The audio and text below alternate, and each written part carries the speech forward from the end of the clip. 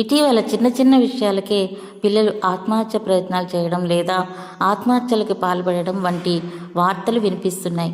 ఒక సినిమా బాగా రాకపోవడం లేదా నూడిల్స్ రుచిగా లేకపోవడం వంటి చిన్న చిన్న విషయాలకే ఇలా జరుగుతున్న ఘటనలు చాలా ఆందోళన కలిగిస్తున్నాయి.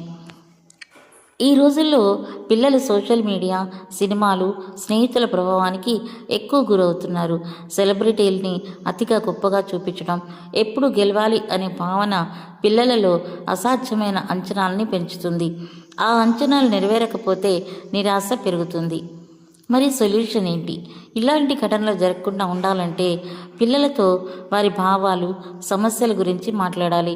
కష్టపడి విజయాన్ని సాధించిన వ్యక్తుల గురించి చెప్పాలి. గెలుపు ఓటమి కంటే ప్రయత్నమే ముఖ్యం అని నేర్పించాలి. స్క్రీన్ టైం తగ్గించి ఆటలు, పుస్తకాలు వంటి మంచి అలవాట్లని ప్రోత్సహించాలి.